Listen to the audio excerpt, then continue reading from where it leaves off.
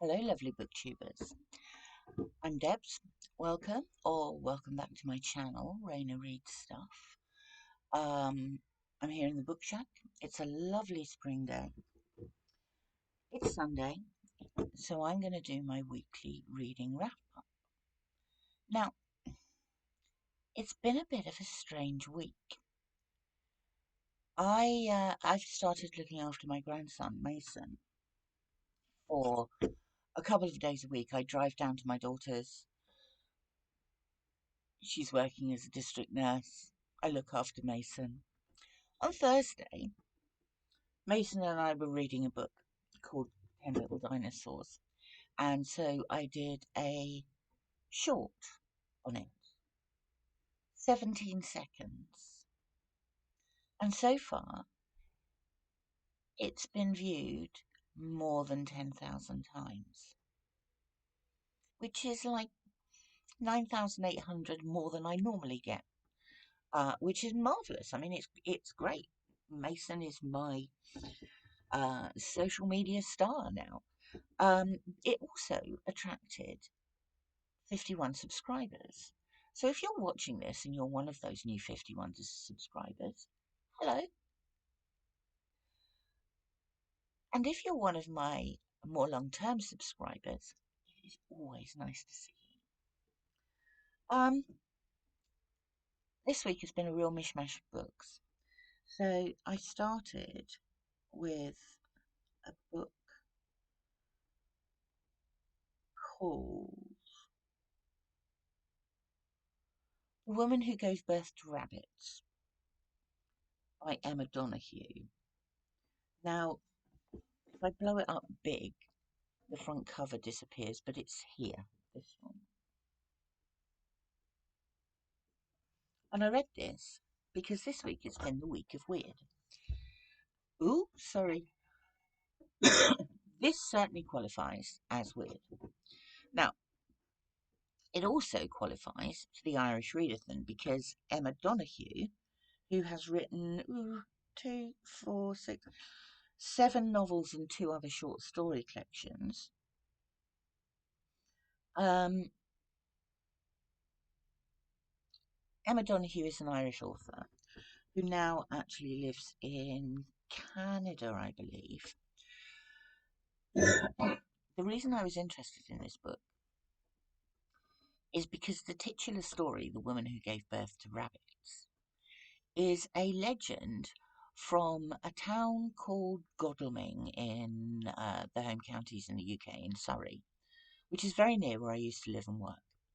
And it's quite famous. There's even an etching of it. This woman on a bed with rabbits running everywhere. Her name was Mary Toft, and it's a legend from the 1720s about this woman giving birth to rabbits. Now, what Emma Donoghue does is she takes this and other similar weird and wonderful legends and she fictionalizes them. So she puts a complete story together.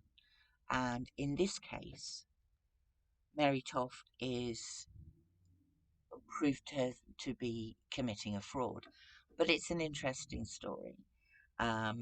And because I knew the local legend, that's the reason I picked it up. There's others in here.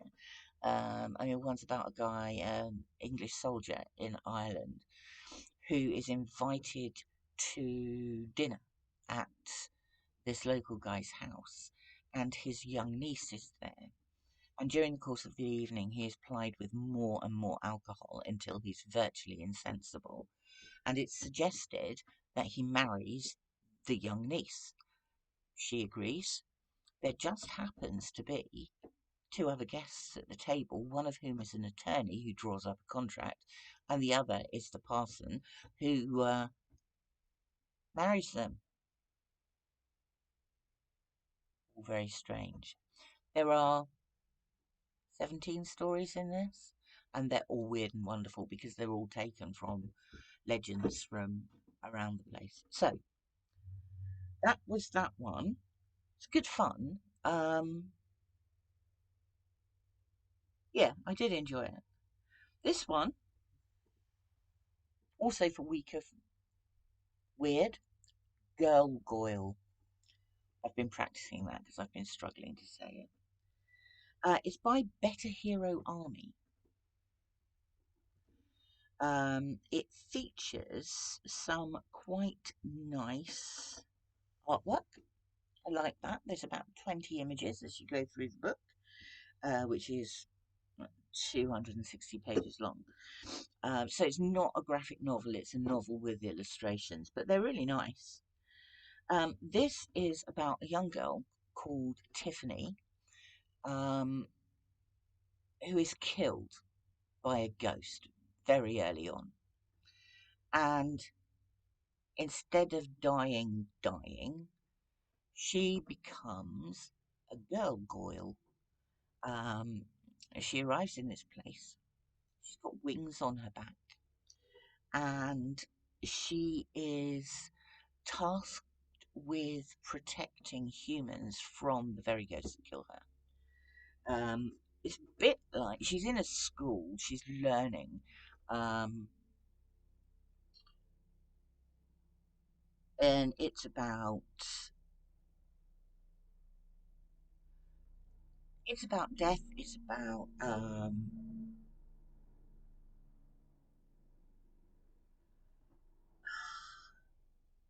she's trying to solve the mystery of her death. She's trying to avoid being killed for a second time by a ghost called Bones, who really doesn't like her very much. And it's really quite imaginative. Um, I quite liked it. I probably wouldn't read another one, but I did quite like it. And it was also weird. Did I read anything else weird? Another book I did read this week. Well, I listened to it actually, having this two slots of 3 hour driving times each week. I have discovered audiobooks, and so I listened to The Picture of Dorian Gray by Oscar Wilde. I think that also fits weird. It's a weird story. Most of you probably know it. Um, Dorian is a bit of an Adonis. He becomes the muse of a painter who paints this utterly brilliant portrait of him and gives it to him.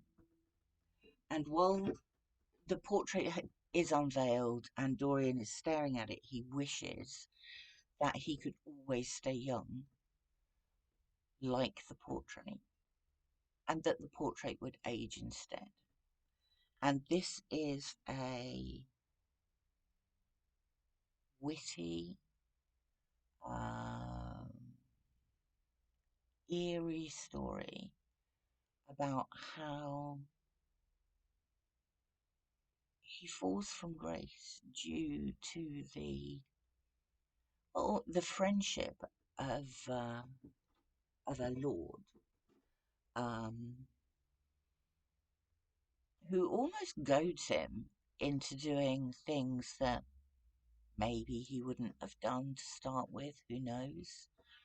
Um, I love Oscar Wilde, also Irish. This was brilliant. Um, the comedy in there is really funny. The sarcasm, but also it's quite dark. Um, I won't tell you what happens at the end, just in case you haven't read it. If you haven't read it, I'd recommend it because it's really good. Here's one that I can't tell you anything about. The reason I can't tell you anything about Professor Alice Roberts' ancestors is because I've buddy read this with Alex from Alex Unabridged, and we are due to discuss it on Wednesday. So I'm not going to put up any sort of review of that until I've discussed it with Alex. Um, what else have I read? This comes under Fierce Women. Bernardine Evaristo, Manifesto on Never Giving Up. Now, you probably know Bernardine Evaristo won the Booker Prize in when? I want to say 2020.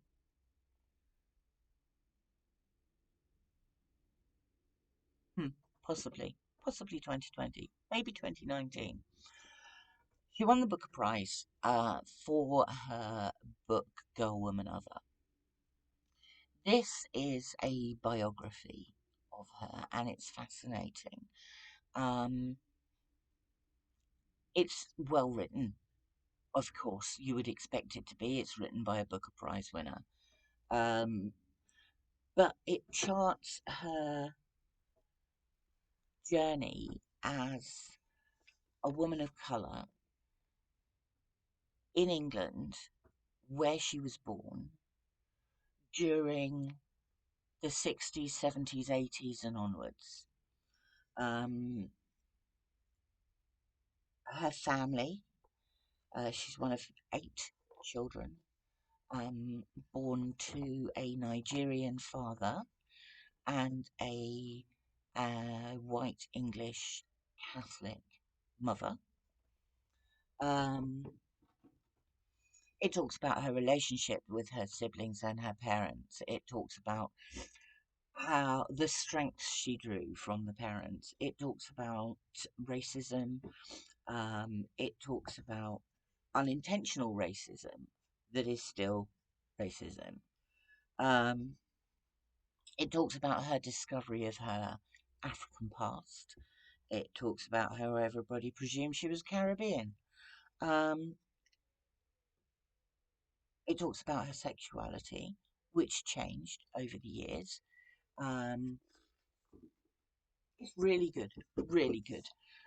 It has a strong message as well. I mean, I think she said she was 60 when she won the Booker Prize. Um, it comes across to me as being very honest, very heartfelt, and I loved it. Finally, is this finally? I think this might be finally. I was watching um, Gareth at Books, Songs, and Other Magic a couple of days ago, and he was talking about this Persepolis. It's by Marjane Satrapi. Satrapi. Um, I have probably completely destroyed her name, but it's the story in graphic novel form. In fact, there's 2 books here, Persepolis and Persepolis 2. And when Gareth reviewed it, he made it sound absolutely brilliant. So I ordered it while I was watching his video and read it yesterday and today, and it is absolutely brilliant. It's Marjane's story about her childhood and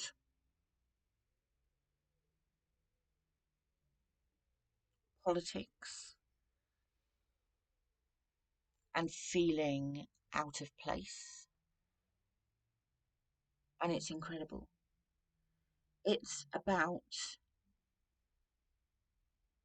Iran. She was the great great granddaughter of Iran's last emperor. Um, her childhood,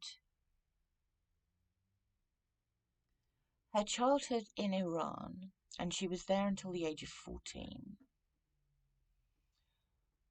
happened to coincide with some really turbulent times in Iran. There was revolution. there was a war with Iraq. Um, she had some forward, free-thinking, um, radical Marxist parents, and was brought up to be free-thinking herself. Relatives are imprisoned, people die, and yet she carries on, and her family carry on. And at the end of the first book, her parents decide that she's probably too outspoken to stay in Iran, and that it would be better for her if she went to Europe.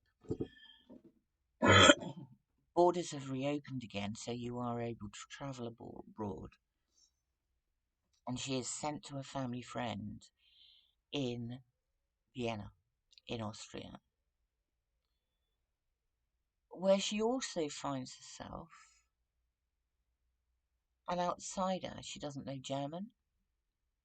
She can speak French. She went to a French school in Iran until they banned them.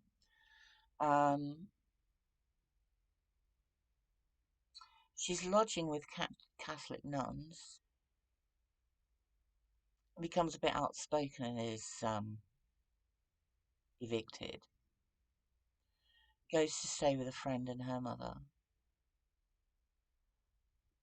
I found the words really strong, but the images as well are also really strong. I've not read many graphic novels.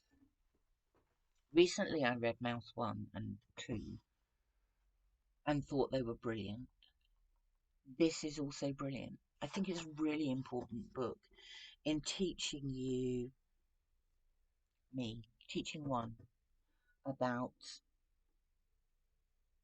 what it was like to live in Iran during those times, especially as a child of radicals and a family who had a history in the history of the country.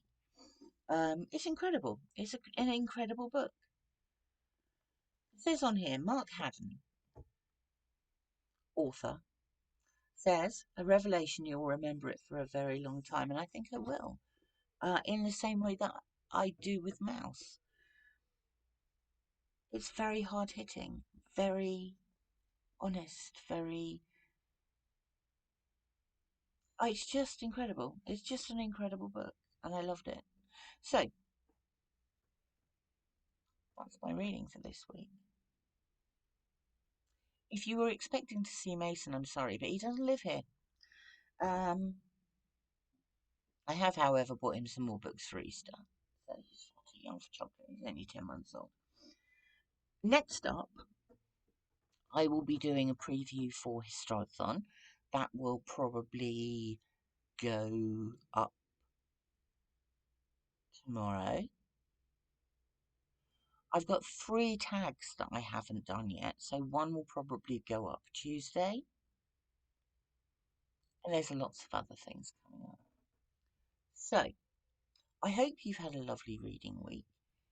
Drop a chat below. I like to have a chat. And I will speak to you again probably tomorrow. If you like this video, please like and subscribe. If not, don't. I'm just a mad old woman sitting in a shed full of books, basically. Thank you very much for popping by. It's always good to see you. Thank you very much for your support, and I will speak to you again soon. Bye for now.